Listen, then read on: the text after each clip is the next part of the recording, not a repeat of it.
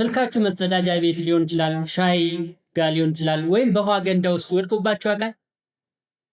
በዛ ሰዓት የሚሰማን ድንጋጤ ሁላችን እንደምናውቀው ከባድ።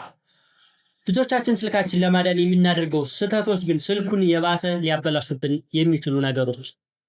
ዛሬ ስልካችሁ ውሃ ውስጥ ቢገባ ልታደርጓቸው የሚገቡ 5 ወሳኝ እርምጃዎችን ነው ማሳያችሁ። በፍጹም ማድረግ የሌለባችሁን ስህተትም እነግራችኋለሁ ማለት ነው።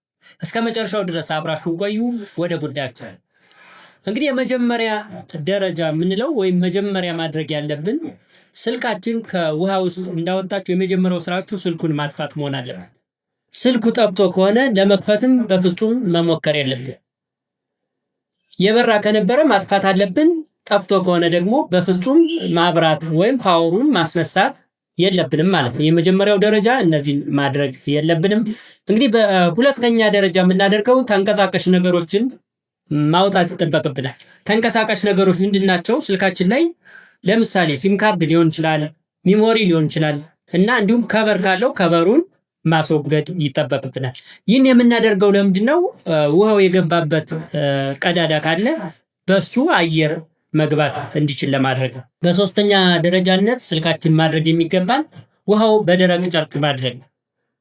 ውሃውን የሚታይ ውሃዎች ካሉ እነሱን በደረቅ ጨርቅ ማጽዳት ወይም ማድረግ ይጠበቅብናል። ቀስ ብለን በመነካካት ወደ ውጭ ያለው እርጥበት በሙሉ ማስወገድ ይጠበቅብናል። በቀስታ ማለት ቅድም እንዳልኳችሁ ስልካችን ሳናወዛውዝ ቀስ ብለን ውጭ ያለውን እርጥበት ማስወገድ ይጠበቅብናል ማለት ነው። ብዙ ሰው ስልኩን ሩዝ ውስጥ ይከተዋል።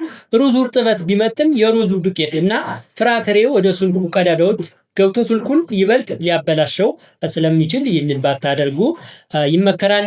ሌላው የፀጉር ማድረቂያ ቅድም እንዳልኳችሁ ሙቀት የስልኩን ስክሪን ውስጥ ያሉ ፕላስቲኮች ሊሆኑ ይችላሉ፣ ሌሎች ጥቃቅን እቃዎች ሊያቃጥላቸው ይበልጥ ሊያበላሻቸው ይችላል ማለት ነው። በማስቀመጥ አጋድማችሁ በማስቀመጥ ቢያንስ ከ24 ሰዓት እስከ 48 ሰዓት ለአንድ ወይም ለሁለት ቀን ማለት ነው ታወሩ ሳይበራ መቀመጥ ይኖርበታል ማለት ነው።